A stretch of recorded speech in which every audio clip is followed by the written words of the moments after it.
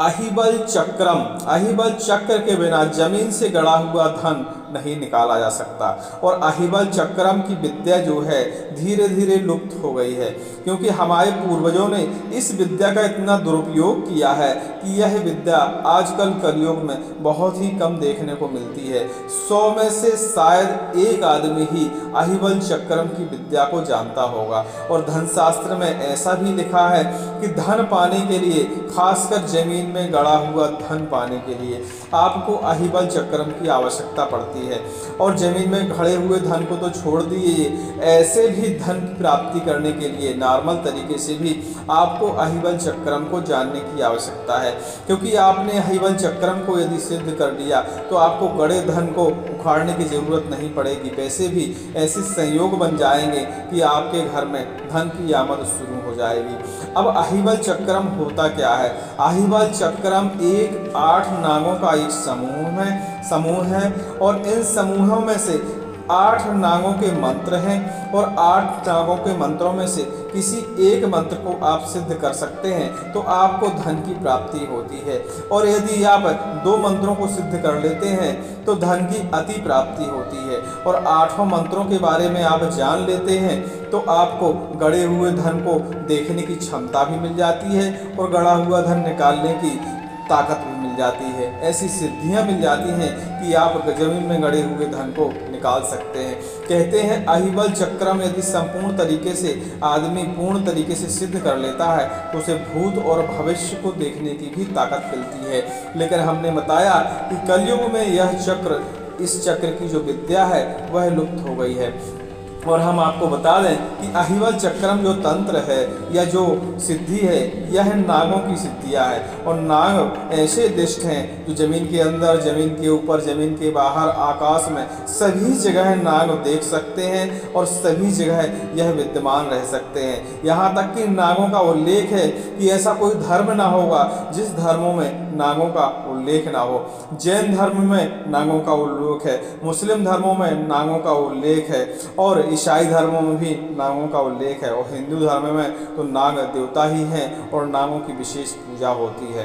तो नाग शक्ति जो होती है वह कलयुग में बहुत बलवान शक्ति मानी जाती है। और नागों की यदि सिद्धि कर लेते हैं तो समझ लीजिए आपको सभी प्रकार की सिद्धियां मिल गई। कहते हैं नागों की सिद्धियों में इतनी ताकत होती है कि आप एक 100 साल पुराने वृक्ष को यदि इशारा कर दें तो वह वृक्ष धड़ से 2 सेकंड में ही गिर जाएगा। ऐसी इनमें शक्तियां मिल जाती हैं। तो हम आपको इस वीडियो में अहिबल चक्रम के कुछ नागों के मंत्रों के बारे में बताने वाले हैं और इन नागों के मंत्रों को सिद्ध करने का तरीका भी बताने वाले हैं। और आप इन नागों के मंत्रों को सिद्ध कर लेते हैं और जाप कर लेते हैं तो आपको जमीन में गड़ा हुआ धन खोदने की बिल्कुल आवश्यकता नहीं है। यदि आप नाग मंत्रों को सिद्ध कर लेते हैं तो ऐसे संयोग आपके जीवन में बन जाएंगे कि अपने आप ही धन आने लगेगा। क्योंकि कहीं भी किसी भी प्रकार का धन क्यों ना हो, कहा जाता है कि लक्ष्मी जी ने, माँ लक्ष्मी जी ने नागों को ही अपने धन की सुरक्षा का जिम्मा दिया था। और जब नाग धन की सुरक्षा करते हैं, धन को चारों तरफ से अपने अंदर लपेटे रहते हैं तो धन इधर उधर नहीं जाता। महालक्ष्मी के आदेश से नाग धन की रक्षा करते हैं और धन उसी को मिलता है जिस पे या तो लक्ष्मी माँ की कृपा हो या नागों की कृपा हो जाए। तो हम लक्ष्मी माँ की कृपा पाने से तो रहे, क्योंकि लक्ष्मी माँ की कृपा पाने के लिए हमें महानारायण जी को खुश करना पड़ता है। लेकिन नागों की कलयुग में हम कृपा पा सकते हैं, क्योंकि नाग इतने आसान तरीके से खुश हो जाते हैं कि बड़े जल्दी ही प्रसन्न हो जाते हैं, छोटे से उपाय से प्रसन्न हो जाते हैं और आपको धन का दान कर सकते हैं। तो आइए हम जानते हैं अहिबल चक्रम के बारे में। अहिबल चक्रम में भगवान शिव द्वारा अहिबल चक्रम में 8 नागिनियों की साधना का वर्णन किया गया है। 8 प्रकार की नागिनियों को सिद्ध करने के मंत्र तथा उनकी साधना की विधियां इस प्रकार हैं। नंबर 1 लिख लीजिए, अनंतमुखी नागिन मंत्र। ओम पुह अनंतमुखी स्वाहा। नंबर 2 शंखनी नागिन का मंत्र। ओम शंखनी वायुमुखी हुम हुम।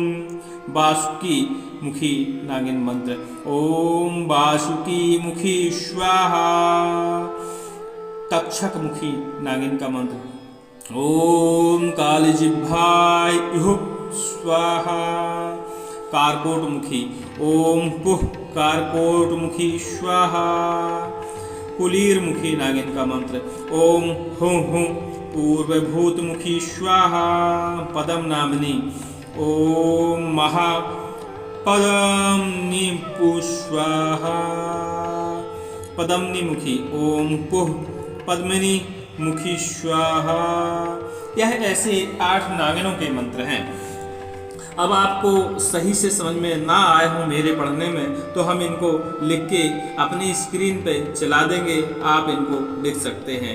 इनमें से किसी भी मंत्र की साधना यदि आपको करनी हो तो तांत्रिक लोग इन मंत्रों को बहुत सिद्ध करते हैं और इनका फायदा भी उठाते हैं। तो उपरोक्त मंत्र यदि आपको सिद्ध करना है तो माता बहन अथवा पत्नी के रूप में चिंतन करना पड़ेगा और इन मंत्रों की सिद्धि प्राप्त करनी पड़ेगी। इन सिद्धियों को पुराने शिव मंदिर में, नाग मंदिर में और सरोवर के किनारे, नदी संगम स्थल पर रात्रि में किया जाता है।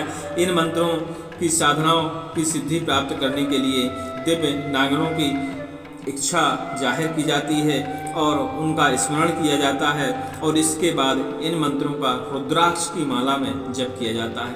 प्रति मंत्र की जो माला है 1008 बार है और 1008 बार यदि आप इनमें से किसी एक मंत्र का जाप कर इन मंत्रों को सिद्ध कर लेते हैं तो आपको मनचाहा कार्य तो पूर्ण हो ही जाएगा।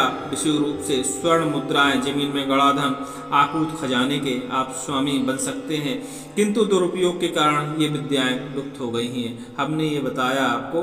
तो इन मंत्रों का सिद्ध करने के बाद आप इन मंत्रों से मनचाहा फल पा सकते हैं। यहाँ तक कि कहा जाता है कि इन मंत्रों को यदि आप सिद्ध कर लेते हैं तो आपके घर में प्रेत बाधा, भूत बाधा, ग्रह बाधा और इसके अलावा आपके घर में जो दारिद्रता है उसका भी यह मंत्र नाश कर देते हैं। यदि आप धन, गड़ा हुआ धन पाने के इच्छुक नहीं हैं तो आप अपने दैनिक जीवन में इन मंत्रों का प्रयोग कर अपने दैनिक जीवन को भी सफल बना सकते हैं।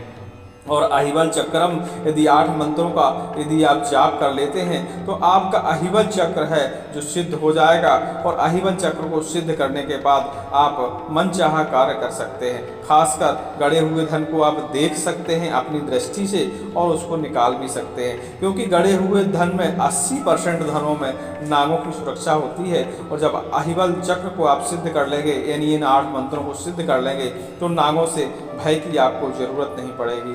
ओम नागेंद्र